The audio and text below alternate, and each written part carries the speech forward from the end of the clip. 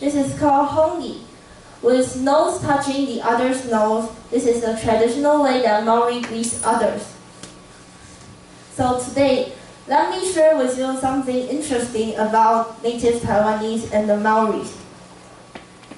First, let's talk about their way of living.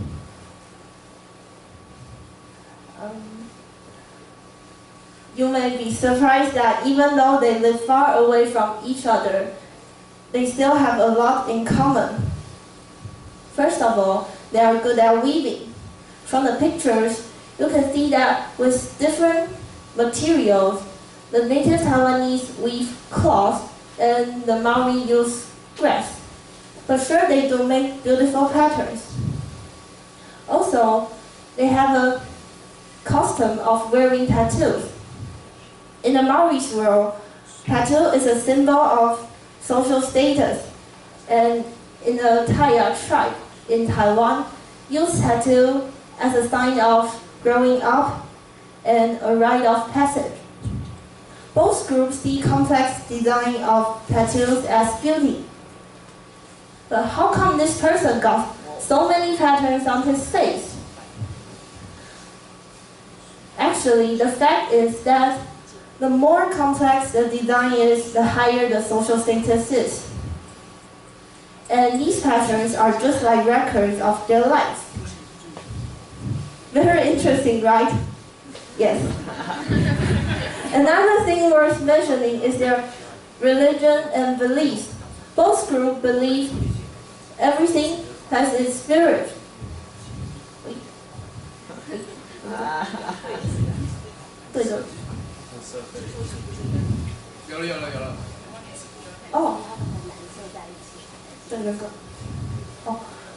The Maori's world began with two goddesses, while the native Taiwanese world started with a man and a woman falling in love with each other.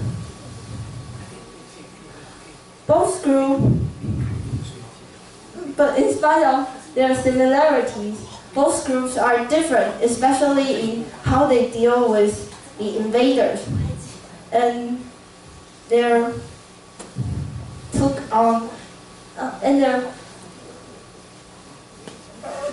fate took on different shapes. Both groups experienced control and conflicts of invaders. They all chose to fight for their rights and land, but with very different outcome. First, the Maori and the European have fought for years. And the Europeans didn't keep their word, so the Maori stood up against them. Finally, the English government signed the Treaty of Haidang, in which the latter recognized the Maori's right for their own land. But things are different here in Taiwan, because there are too many tribes living far away from each other. There was no way for them to unite and help one another. So the most famous and the largest incident was Wushe incident. Wonaludao plotted against their oppressors, but ended up with a tragedy, as the Japanese took revenge, killing them all. Fortunately, things have changed from bad to good. Nowadays, New Zealand government faced the past and gave the Maori 1.7 billion New Zealand dollars as compensation. And not only that, they also give back their land and basic citizens' rights. Our government also gives the native Taiwanese back their land and their right to hunt. In addition, their cultural heritage is very important to our humanity. So both governments from two countries are working hard are doing everything they can.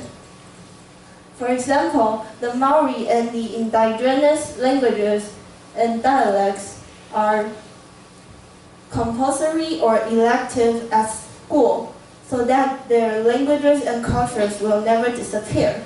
and education programs will help them adjust modern society and get rid of poverty sooner.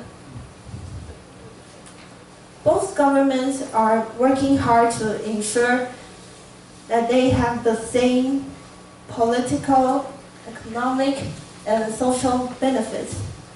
But after what the governments have done, are the Aborigines having better lives? Well, no is the answer. The government strives to take good care of them, but to combat such problems as low income, high divorce rate, low education level, high dropout rate, and even low paying jobs. So, finally, after our studies, we have found that each culture is beautiful and unique. There may be differences, but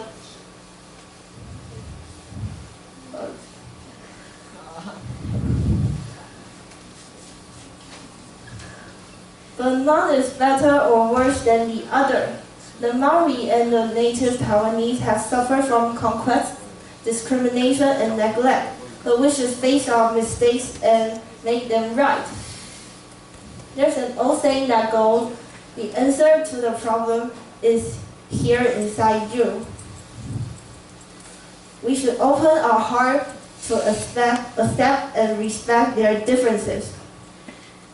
So finally, let me share with you what happened in New Zealand when a Maori teacher died. His students did something remarkable to pay respect to their beloved teacher.